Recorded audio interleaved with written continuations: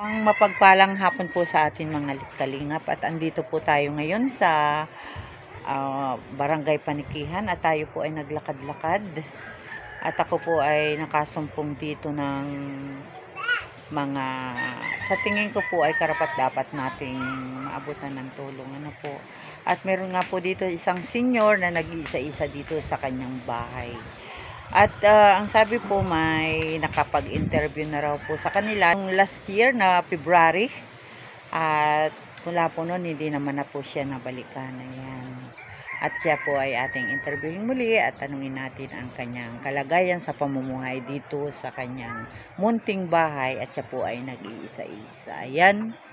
At ito po ate po siyang kumustahin. Ayan. Shoutout po kay Kuya Bal Santos Matubang, Ate Edna Vlogs, kay Kalinga Prab, at sa lahat po ng team Kalingap. At ganoon din po sa aking mga kasama dito sa Landing Pad Gumaka sa pangunguna ng aming ambassador, J. Morello Vlogs, kay Billionis Mix Vlog, at siyempre ang inyo pong lingkod, Kalingap Lydia po. Ayan po, at atin pong interviewin si nanay na siya po ay dating OFW sa UAE. Ayan. Ayan, isang mapagpalang hapon po nanay. Magandang hapon. Magandang hapon din sa inyo. Ayan. Ako po nanay ay si Kalingap Lydia at ako po ay sama ng team ni Kuya Bal Santos Matubang. At ako po ay naglakad-lakad at nasilip ko nga po kayo dyan sa iyong munting bahay. Ayan. Nanay, ano pong pangalan mo, Nay? Elizabeth Hilotin. Hilutin. Ang ganda naman ang apelyido ni Nanay. Siya po ay si Nanay Elizabeth Hilutin. Ayan, hinilot na po. Hihilutin po natin si Nanay. Ayan. Nay, ilang taong ka na po? Magsi 64 sa February 19. Senior na po pala kayo, Nay. Ay bakit napansin ko paglakad ninyo kayo ay nakatungkod? Masakit na ang tuhod. Masakit lang yung tuhod. Ayan, may rayuman na pala si Nanay. Nanay, sino po ang kasama mo dito sa iyong bahay? Wala, ako lang mag-isa. Ikaw lang mag-isa. Pero parang, hindi ka ba nababasa dyan pag uulan ng malakas? Hindi naman. Yeah, Ayan, oo. Ay, ito po ang bahay ni Nanay. Ayan. At ako po hindi makapasok doon sa loob at may gwardiya po si Nanay na aso. Ayan. Nanay, ako po ay napunta dito at ako nga po ay naghahanap ng senior. Nanay, pwede po bang malaman ano po ang iyong pangkabuhayan ngayon? Naglalaban lang ng kortina ng mga patay, carpet, sa bahar. Punerarya. Wow, yung mga kortinang ginagamit sa mga patay, carpet. Kayo po ang naglalaban nun. Ay, si Nanay po pala ay siya pong labandera ng isang punerarya dito sa Gumaka. Yung daw pong mga ginagamit na kortina, mga carpet, yung po, siya po ang naglalabada pala nun. Pagkatapos ng service, Nanay? O, yan. At si Nanay po, Nanay, nabanggit mo po na ikaw po ay dating OFW? Oo, dati akong OFW, una-una, Brunei. Tapos umuwi ako. Pagbalik ko, Saudi naman. Nabuntisan. Umuwi ako 3 months ang aking tiyan, di na ako bumalik. Nanay, saan po sa Saudi? Sa Riyadh. Sa Riyadh. Ibig kong sabihin, Nanay, ikaw ay nagtrabaho sa Saudi, sa Arab country. Di ba bawal dun yung ikaw ay magkaroon ng... Pamangkin ng amo ko ay iniwan na binigay ang susi. Ano magagawa lang, sumigaw. Pero Nanay, minahal mo rin? Hindi. Hindi. Parang rape victim ka, ganun, ganun. sa Saudi. Ano pong lahi yun, Nanay? Masri. Egyptian. Masri, Egyptian. Medyo gwapo yun, So, tapos nag-abroad ang UAE, bugbog sarado ako. Ang pagkabugbog sarado sa akin, tumakas ako. Punta ako ng Philippine Embassy. Pagdating ko dun sa Philippine Embassy, hindi naman ako mababawit. Kitang-kita yung may pasa ako. Mga pasa-pasa. Lahat. Ngayon ako ay taga-bili ng mga gamit ng mga ibang TNT doon. Ako ang nangutusan ng Philippine Embassy hanggang sa nagpa-part-time ako, ay ako ang pinalalabas yung pala naman mga iba, part-time. time. Anong ibig sabihin mo, nanay? Iyo. Ayan po si nanay. At talagang sa lahat po ng pinagdaanan niya ay talagang napakahirap po ng ganun. At ito nga po, pasalamat na lang po ako at ako ay matagal din pong naging OFW. Pero ang lahat po ng naging amo ko ay turing nila sa akin ay kapamilya. Kaya siguro ako ay tumagal din ng 24 years. Ako siguro rin mababait amo ko baka hanggang ngayon ay pwede. Oho, tama Wala, po. Ayaw na pati payagan ng mga bata. Ayan Ang po mga si anak ko nanay. nung hiwalay-hiwalay, nung ako umuwi, doon na sila nagkasama-sama, doon na nagsipag-asawahan. Ganun. Hiwalay-hiwalay sila, meron doon, kung saan-saan Parang nagkahanap ang buhay. hirap din nanay. Oo. Ang sakit din sa loob Kung saan-saan sila napapadpad. Yung lahat ay ginawa mo para lang sa mga anak Tapos Pag ako watak-watak din Tapos tinatanong mo ganun. Ay, yung nang kabunsuan ko, yun ay lumubog sa barko yun. Wala na nakuha. Ay bali, ilan nanay ang iyong anak? Ang anak ko ay 3 dun sa talagang tunay. Sa Pero una? Hindi kami kasal. May anak akong babae na matay, inilabas ko, patay na. Tapos, nag-abroad ako. Ayun, doon nagkaano ako ng anak ng Masri. Naging lalong miserable ang buhay. Pag-abroad ko, tinulungan ako ng 2 kong kapatid na nang nabubuhay pa sila. Eh, sila ang nagpaalakad sa akin. Wala naman akong pera. Papapil ng lahat. Sila ang tumulong sa akin. Kaya pag nung ako'y nag-abroad, padala lahat ang aking Alam ko po nanay kung paano ang mag-apply ng pag-abroad. At ganyan po. Sabi nga lang ay one day eat lang. Pag ikaw ay nasa Maynila, talagang lahat yan. gagawin mo, patitipid, poya. Kaya po talagang ramdam kita nanay. Kaya lang nga, yung ang napuntahan, hindi napaganda. Hindi napaganda ang iyong pag-abroad. Ayan. At yan po si Nanay Elizabeth Hilot na nagbigay sa atin ng kanyang karanasan bilang isang OFW. At muli po nanay, maraming salamat. Part-time nga, inilabas ako sa embassy part-time. Tapos hanggang sa nakakuha ako ng mabait-bait na na Syrian na may bata. Nagpa-part-time ako sa kanila kaso yung bata. Pag uuwi na ako ng embassy, naiyak, dinadala ng mga damit, nasama na sa akin. Nasama na sa'yo. Oo. Kaya ang ginawa, inilabas nila ako sa embassy. Nung paglabas nila sa akin sa embassy, ay ikinuha nila ako ng bed spacer. Na nung nakatakas na ako doon sa amo ko, nung nasa embassy na, ikinuha nila ako ng bed spacer. Pumirma lang yung embassy na silang amo ko. Pagkatapos na yun, naging ng buhay ko, pariwara. Nung ikaw ay nag-bed spacer, na pariwara, nagkaroon na ako ng mga lalaki. Kasi kailangan ko na kumita at may mga anak akong pag-aaralin dito nga. 3 silang anak ko na pag-aaral. Wala, nabuntis ako, hindi ko nga alam kung sino ang tatay, babae yun. Hindi ko alam kung sino ang naging tatay nun. Pinaampong ko yun kasi TNT ako, wala akong passport. Hindi binigay ng amo ko ang passport na Grabe pala na yung dinana sa ihulog pa ka naman ako sa 14th floor kung hindi ka naman tatakas. Ayan, ito po ang napakahirap na pinagdaanan ni nanay sa pag-abroad. Sa primero ay sa Riyadh. Nag-Brunei ka. Tapos Riyadh. Sa Riyadh, nagkaroon ka na yung kumbaga, nabuntisan ka ng pamangkin ng amo. Ganon. Ngayon nanay, nabuntis ka. Nasaan ang iyong anak na ipinagbuntis? Nandiyan sa Kabuhagin, may anak na rin, may asawa na. Ibig mo pong sabihin nanay, nung mabuntis ka, ikaw ay umuwi ng Pilipinas. At dito mo po siya inanak. Pinapaagat ko, hindi naman natanggal. Ayan. Si nanay po pala ay may mga ganong pinagdaanan. Nanay, ito naman pong sa UAE, dyan sa Abu Dhabi. Paano po ikaw naging TNT dyan? Bumbog sarado kasi ako, tapos 2 taon na walang sahod, kaya ako tumakas. Inaano ko ang aking amo, sabi ko, Madam, when hada patura, when hada wara, sabi, Baden. Ngayon, may dumating na Pilipina na ang kasama yung amo niya. Sabi niya, Lisa, kasi ambit sa Saudi, bahay or itlog, diba? Sabi, Lisa, Ang sulat mo baga, tinatapon ng amo mo sa basura. Kinuha, 3. Nung inaway ko yung amo ko, sabi ko, inti ka lang, madam. Hada patura, badin, hada waraga kulo, badin. Suhada ka, suhada, kulo, sa bala. Sabi ko, tapon sa basurahan.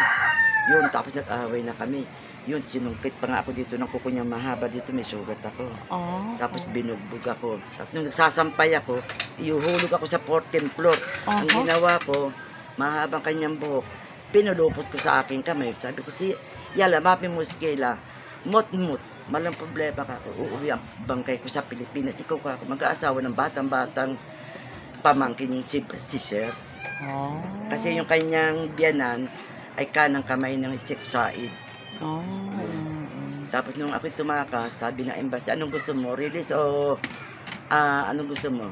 Idedemanda natin. Sabi ko, release, madam. Gusto ko mapatapos yung aking mga anak sa pag-aaral. Sabi ko, gusto ko i-release. Di nun, kinukuha uli nila ako, hindi na ako sumama nung aking amat. Bubog sarado na nga ako.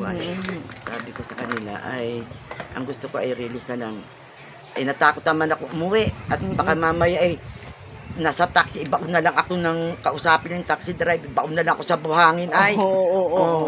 Ibaon na lang ako sa bar, sabi ko release. Kasi hindi ko nakuha ang passport. So yun nga, nung magkaroon na ako ng pagkakataon sa embassy, doon ako natutulog, doon ako nakatira, nagpa-part-time ako. May nakuha, sabi linis. Sige, pasok ako linis. Yung iba naman, pag lalaki nakukuha, bukod sa linis, magmamasahe ka, magaganon ka. Ganun kasama nanay sa part-time yun. Uy, sasabihin nila doon sa embassy part-time may oras. Pag tinatawagan ng embassy ang cellphone nila, takoy, may oras naman kasi. Ngayon, ayun, ginagawa ko, pinipresyohan ko ang pagmamasay o anumang gawin namin para may padala ako dito sa Pilipinas. Ay, talagang hawak sa patalim kumbaga nanay, no? Wala, hindi ako pwede maglabada doon ng katulad dito at pwede ako maglabada rito at babayaran ka. Kung doon talagang kailangan katawan ang ibebenta. Ngayon, nung ako nakatakas ng asahan ko na sa embassy na ako, yun may kumuha na sa akin na nag-aalaga ng bata. Teacher yun, Syriano. Tapos yung lalaki ay sa Lebanese restaurant nagtatrabaho. Nag-deliver sila ng pagkain. Hanggang sa yun, nandun ako, suportado ako sa pagkain, pati mga kasama kong Pilipinang TNT, suportado kami, lahat walang bayad. Hanggang sa, ako, may nagkagusto sa, nung magra-Ramadan, kaibigan niya, may nagkagusto, napakasuplada ko noon. Nakasigarilyo, sosyal, matasarot, naka-make up, sabi, gumawa daw ako ng chai, ng tea. Sabi ko, ilang chai? Sabi nung lalaki, 4. Bilang ko, itatatlo. Sabi ko, bakit 4? Sabi sa akin, umupo ka dyan. Ano umupo? Igilis. Ano kung igilis ka ako? Yung bata ka ako, lalabas ko at mag-iiyak. Yung 2 bata. Isang sanggol ay naka-stroller. Yung isa ay nag-aakitangan lumabas. Yun ngayon, pinaupo ako. Di ako naninig. Kinuha ng isang sirya. Guwapo, para iyan binerasyon ng mukha. Guwapo. Ang edad ko noon ay 40. 41, ganun. Ayun, kasi nagkagusto yun, siya na ang nagbahay sa akin. Nung umuwi naman siya sa Syria, ikakasal siya sa pamangkin, naiyak at pati magulang naiyak. Gusto kami raw magsama. Hindi nga ako makakasama at wala akong passport. Di ang ginawa ko nung nagkahiwalay na kami, kung sino-sino na lang. Na naging lalaki ko. Nagkaroon ka na ilang lalaki. Naupa na ako sa bahay. May Sudan, may Syrian, may Lebanese, may Jordan, may Egyptian. Nabuntis ako doon, babae. Doon ko inanak, wala akong passport, wala akong papel. Yung ginamit lang yung name nung umampo ng aking baby. Na kunwari, ako si Marie Luoy na asawa ni Eduardo. Tinalpak lang yung picture doon sa passport at pinasero. Kaya ako nakamanganak sa Cornish General Hospital. Sa Cornish, sa Abu Dhabi. February 9 ko inanak yung bata. 19. Na. Siguro yun ay, ilang taon na ba ako? Nasa 20 yan, may na yun. Yung bata. Hindi ko siya nakuha yun. Mga 2000 and plus, something, year 2000. Kaya nung umuwi ako, wala rin akong tapos yung mga anak ko, hindi na kapag-aral kasi yung kapatid kong pinapadalhan ko, may sakit. Hanggang sa umuwi ako dito, nag-iingalo yung kapatid ko. Diyan sa San Diego Hospital, bagong gawa pa yun. Kaya ako hindi nakatapos yung aking 3 anak na puro lalaki. Ayun. Di alam naman po ng pamilya mo yung mga Alam nila, nangyari sa iyo doon. alam nila, pinagtatapat ko. Pag may natawag sa akin, pinakikiusap ko yung aking mga anak. Sasabihin nga, Mama, bakit parang matanda ang boses? Sabi ko, kayo maingi ka ako, pera-pera lang. Mama, bakit bata ang boses? Pera-pera nga, ito pukpok ako dito. Sabi ko, pag nagbayad na sila sa akin, at binibigyan ako ng pera, ayun, pinapadala ko na agad dito sa Pilipinas. Ganun. Grabe. Nay, talagang no? Ang pag-abroad po kasi nanay ay swertihan lang. Ay, nabot ako ng malas. Kung ako po manay ay ako po yung nag-abroad din for 24 years. Ako bali, ano lang ay, 12 years lang ay. Ako po ay 24 years, 2 taon po ako ng Abu Dhabi. Tapos na-for good na ako, kala ko hindi na ako aalis kasi nga, isa naman anak ko. Sabi ng asawa ko, kaya naman kami buhayin, kaya hindi na po ako nagbalik ng Abu Dhabi. Tapos after 4 years, ako po yung nag-abroad uli. Nakapunta po ako ng Taiwan, 6 na taon. Yun ang maganda, Taiwan. Yan, naka-6 na taon po ako sa isang amo na ako ay itinuring nila na isa sa kanilang kapamilya. Ayan. At after po ng 6 years ko doon, inirekomenda ako ng amo ko sa Hong Kong, doon sa kanilang kaibigan. At ako po ay naka 16 years sa Hong Kong. Magdadalawang taon na po ako ngayong May dito sa atin sa Pilipinas. Ako matagal na dito, nasa 20 years na ako dito. Ayan. Yan po si nanay. Nanay, wala ka pong communication sa nag-ampon ng iyong anak sa Wala. Tinanggal na nila ang contact nila. Sa Abu Dhabi ito, nay? Tinanggal nila ang contact. Ay, naku, parang pero hahanapin ka pa rin. Sana dumating yung time na hanapin ka ng iyong anak, anay. Sana na. Kung ako yung kanyang hahanapin. Pero huwag niya na akong hanapin. Pakikita lang ang buhay ko ganito. Maganda naman katulad. Malay mo nanay, siya yung kahit hindi mo siya nilaglag. Siya ay binuhay mo kaya kahit ipinamigay mo siya. Ano po? Malay mo, siya ay maganda na ang buhay ngayon. Magpapasalamat pa yun sa'yo. Kasi kung hindi mo siya ipinibigay, ganito rin buhay niya. Diba? Ayan. Kaya si nanay po pala ay napakasalimuot ng buhay abroad. Napakahirap. At ito nga po mga kalingap ang kanyang tirahan ngayon. Siya po ay nag-iisa nga dito at ako nga po ay napadaan. Nakahiga po siya dyan sa kanyang higaan. Ayan. Hindi po lang natin mapasok kasi yung pong aso nakabantay. Ay mukhang matapang po. Ayan. At ano nga nanay ang iyong pangalan? Elizabeth Hilutin. Ayan, si Nanay Elizabeth Hilutin. Siya po ay magsi-64 years old na, sa February. Ayan. At si Nanay po sa edad ng, ayan, nakatungkod-tungkod at siya po ay may rayuma. At ang hanap buhay niya po sa ngayon, yung labandera po siya ng isang punerarya dito sa Gumaka. At siya po ang naglalaban ng mga carpet na ginagamit, ng siniservisan nila at saka ng mga kortina. Yan. Nay, pwedeng malaman, magkano naman ang iyong buwanan dyan sa... Buwanan, 50 ang isang pirasong kortina, 50 isang carpet. Minsan wala pa pag walang libing. Ay, ganun. Kung mayroon lang pag may libing at marumi ang carpet at marumi ang kortina, doon palalaban. 50 pesos, 50 pesos lang ang isang pirasong kortina, 50 pesos din ang carpet. So, nanay, sa iyong mga napagdaanan sa buhay, wala ba nanay sumbat mula sa iyong pamilya? Wala naman. Wala. Kasi alam naman nila na ginawa ko lahat ang paraan, mabuhay ko lang sila. Na nagputa ako, kung sino-sino naging lalaki ko. Alam ng aking pamilya na sinabi ko, baka ako ay pag-uwi ko dyan, itaboy ninyo ako, wala akong dala pera, pinadadala ko lang sa inyo.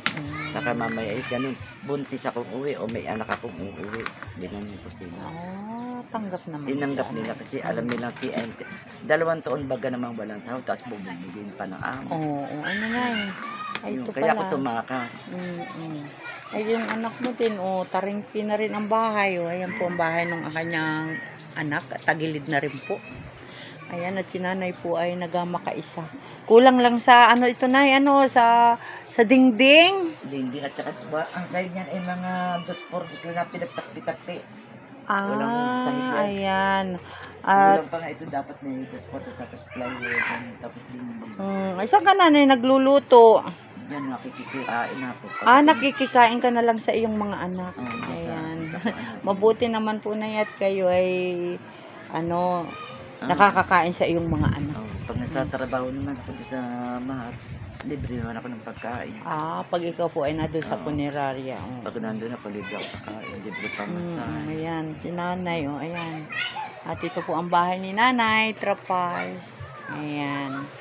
At, nay, ako po ay may ibibigay sa iyo. Pagdamutan mo po itong aking kaunting maiabot sa iyo, nay. Ayan.